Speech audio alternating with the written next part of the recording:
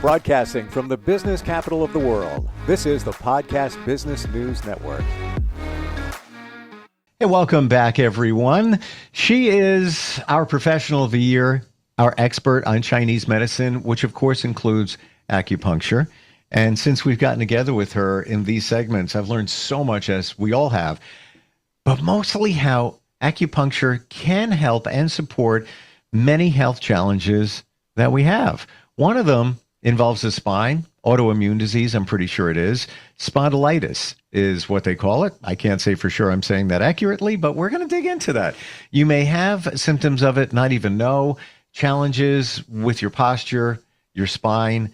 Acupuncture can help you out with that. She's based out of New York City, and so great to have her back with us. Dr. Kelly is on the program. How are you doing today? I'm doing good, Steve. How are you doing? Eager to learn. We have lots to talk about today, and this condition affecting the spine, what can you tell us? So the spondylitis is an autoimmune disease. People usually have the stiffness in the morning. They may get better after about half an hour, especially with the movement. And usually they also have lower back pain. It's autoimmune. So anything with autoimmune is kind of like hard to treat.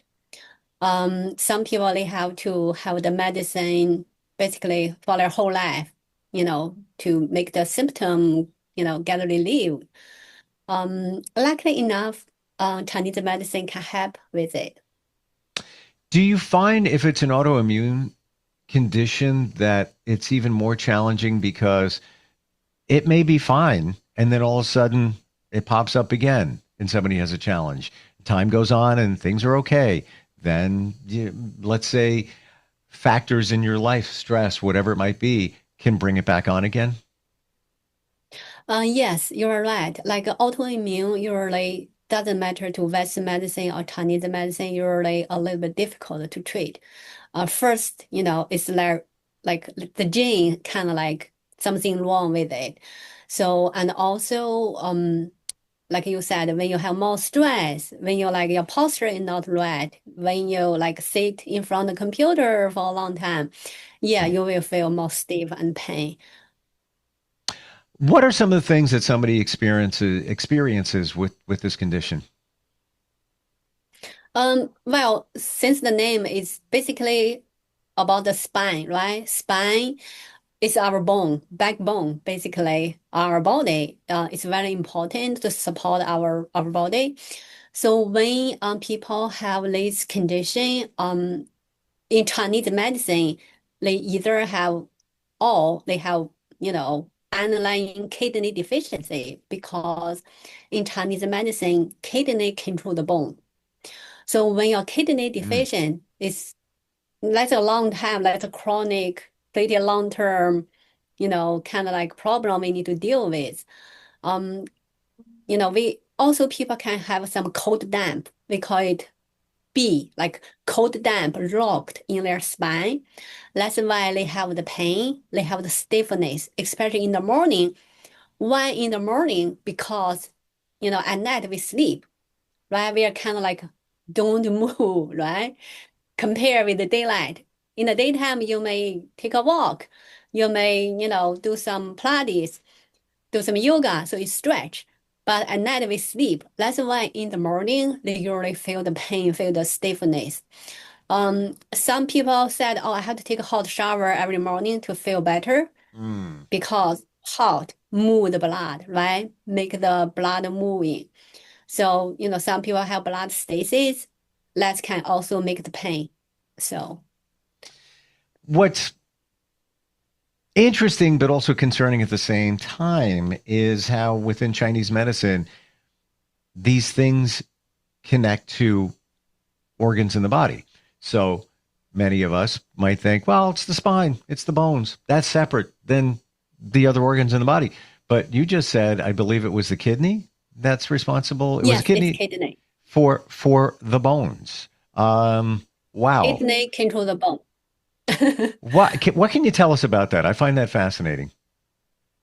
So in Chinese medicine, kidney control a lot of things. Even in Western medicine, I think we all agree kidney is very important.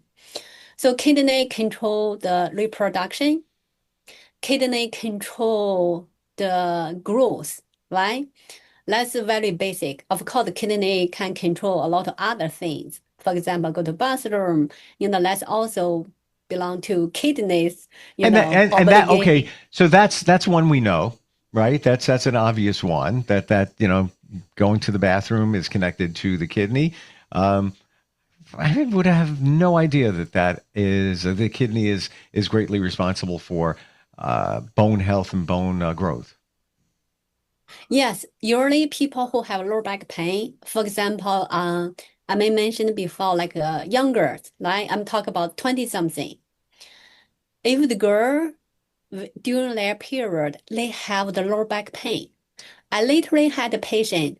She she has pain not only on the lower back during her period, she also has her knee pain and ankle pain. So her period is really a horrible time for her because she has so much pain, like on her ankle, on her knee, on her lower back. And I treated her. She This pain, ankle pain, knee pain, lower back pain got so much better. Wow. And you may say, how comes people have deficient kidney? Like where it comes from? Right. So majority, if at a young age, that could be they just born with it. Somehow the parents gave them a weak kidney. Just unfortunately, I mean, if they are young. Of course, if they're not very young, they may got kidney deficient from like stay up every day. Like that can be one of the cause to cause the kidney deficient. Another thing can be like they just don't eat very well. They just eat junk food. Your kidney didn't get enough nutrition or have some cold damp locked in your body. Or people have too much sex. That could be another reason deficient the kidney. I'm gonna need to think about that for a minute. Wow. Um, how would you know the kidney? You've mentioned the spleen before, the liver. How would somebody know that those organs are deficient? They're not working at optimum level. How would you tell, or would it make sense to do some labs at that point?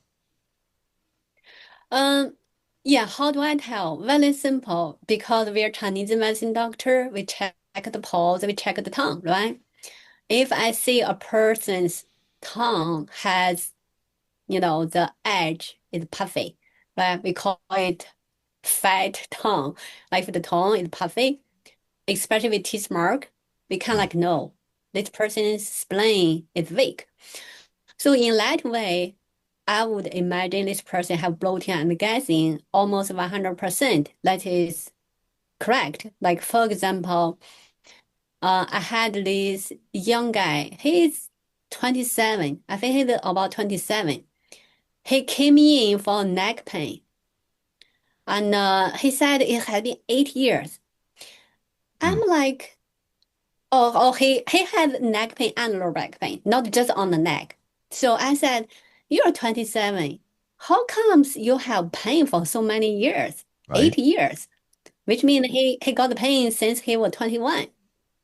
So he said, every day I need to drive 3 hours to a job. So he need to get up like 6 a.m. and drive to a job about 3 hours, then drive back every day. So which means he need to sit in the car for a long time, Yep. which is, bad, right? Because that's gonna cause the stagnation. And also because he need to get up early, so he cannot really have a good sleep. He came back home very late. So combine these two together, give him the pain. Luckily enough, I treated him only once. He felt relief right away. He said, "Thank you, Dr. Kelly. I felt better, right after treatment. So I may come back after one week. So hopefully his pain will be totally gone." Wow. I can relate to what you just said with that person. There was a point where I had to drive an hour almost an hour and a half one way. And I did that for about 2 years. But what happened during that time? I had lower back pain. I started developing some gastro issues because I'm sitting in a car for 3 hours a day and then working, sitting even more. And if you add about 5 to 7 years after that, I was diagnosed with a ulcer from and I know it kind of ties back to that because it was stress, anxiety involved in that, in the job and the change and all of that. So we don't realize those and the sleep. I was missing sleep too. I find it amazing. You've mentioned this quite a number of times before, but it's mind blowing how you can look at somebody's tongue and really get an idea of what's going on within their body, right? Yes, so the tongue is very clear actually. Like for example, the guy I talk about, I asked him, I said, "Do you have a bloating or gassing?" He said, "Oh yeah."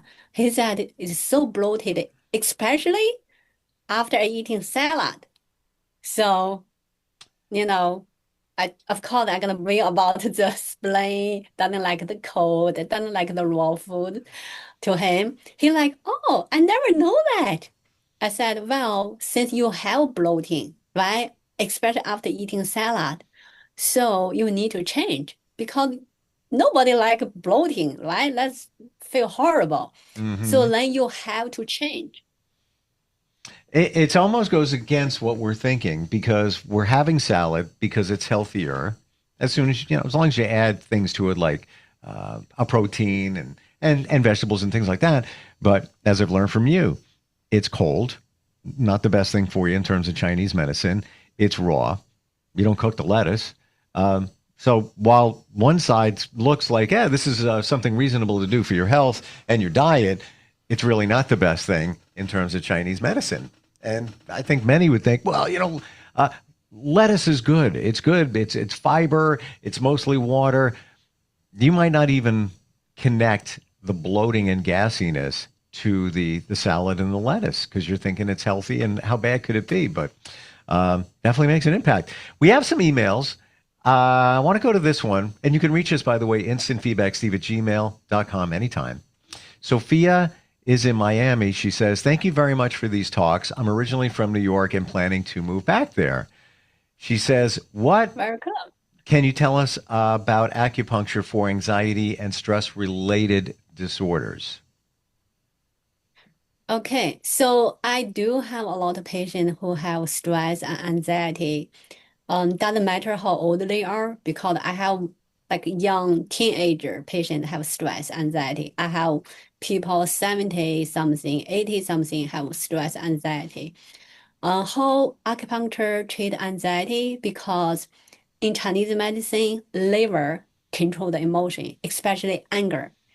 So Hmm. when people have liver qi stagnation, they will have stress, depression, anxiety. Luckily enough, acupuncture is very effective.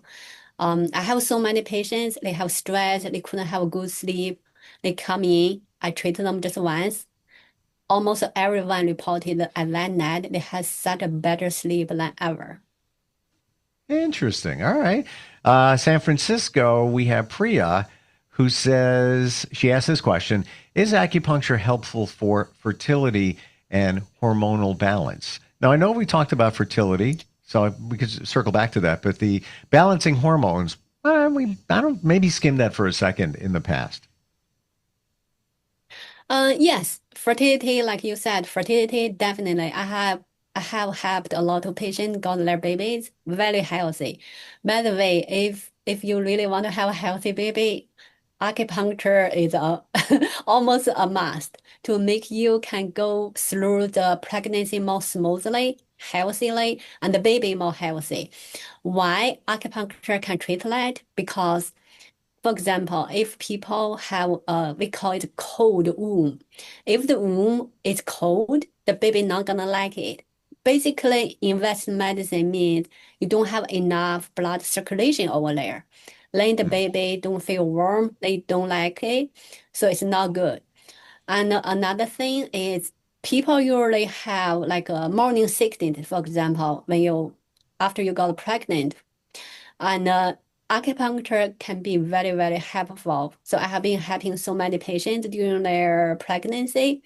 It helps them a lot, even like with lower back pain, with even the wrist pain, with like digestion, constipation. After you got pregnant, you're gonna have more problems because the baby grew. They have more and more space. They kind of like, squeeze all your organ to a like smaller space. So you have some problem, but acupuncture is really, really helpful. About the hormonal balance, Hmm. how acupuncture treated. So in Chinese medicine, we have the cold, we have the heat, we have the damp, we have the kidney deficiency stuff. We don't have the hormonal imbalance as like Western medicine. But Chinese medicine can look at your tongue, check your pulse, just ask some simple question about your sleep, about your digestion, about your elimination. Then we can have a diagnosis. You may have kidney deficiency. You may have spleen deficiency. You may have, liver qi stagnation. So in that way, we go to the root. We treat your organ. We like smooth your liver qi. We tonify your spleen. We make your kidney stronger. In that way, your hormone will be balanced. Thank you for the questions. Thank you for the insight. Fantastic. We have Savannah, love that name, from Denver.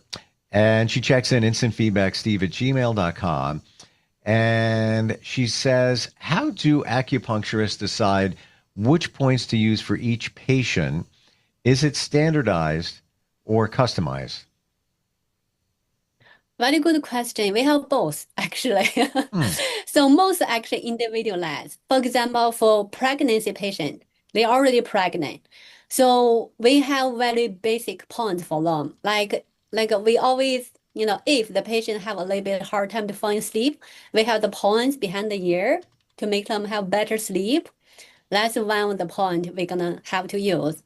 We have another point like on the leg, the stomach 36, like boost your immunity, just make you have more qi and blood. That's a point basically we can give to anybody.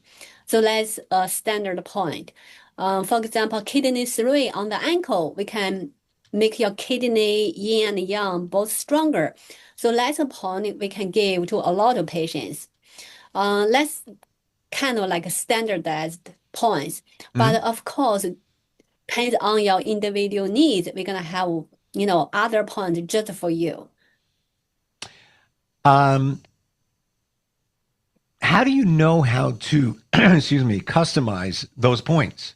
You have certain meridians. You're aware of those with your training and experience.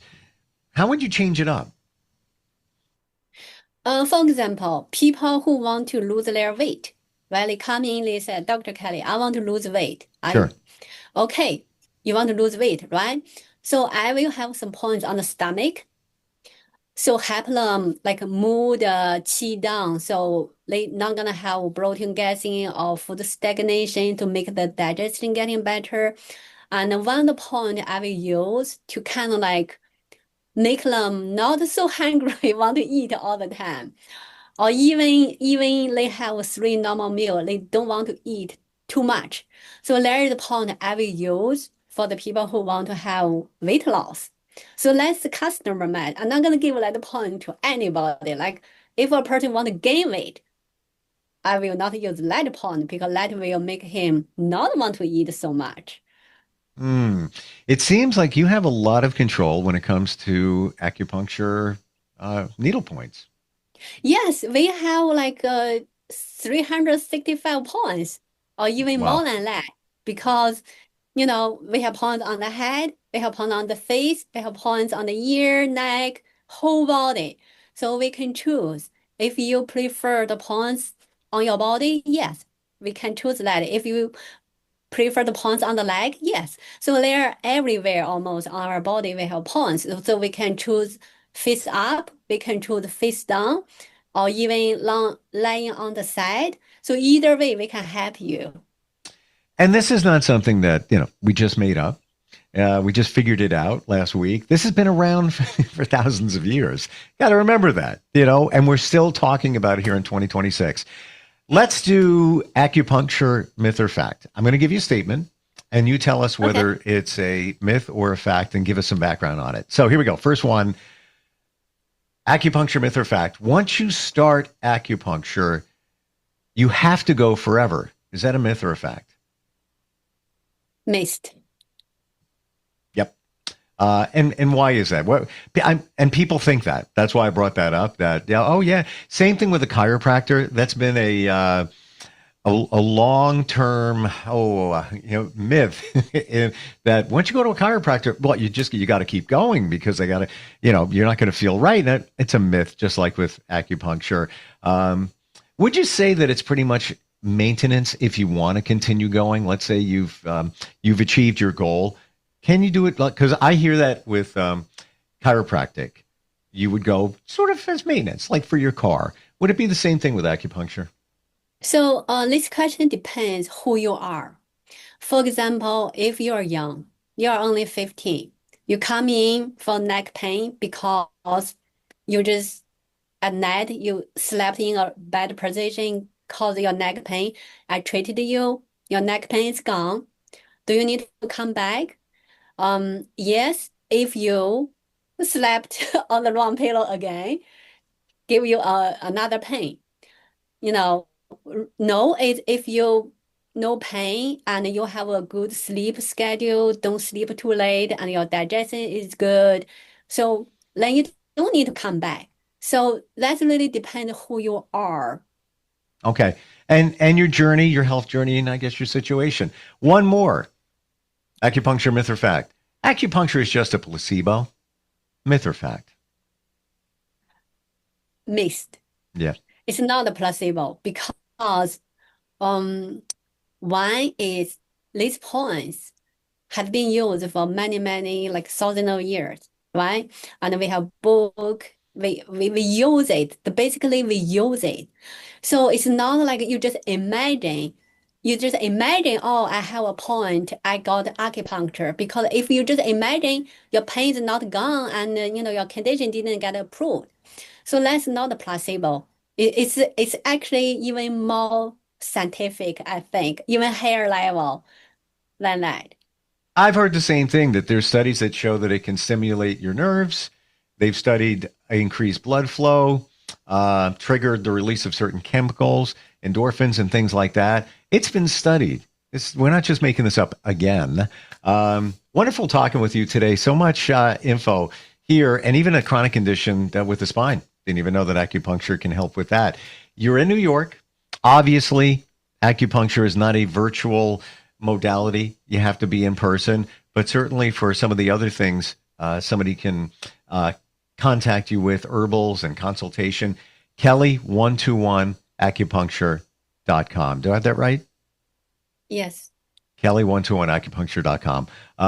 Thank you for being here today. A lot of fun, learned a lot, and looking forward next time we talk. Thank you, Steve. Thank you. We'll be right back.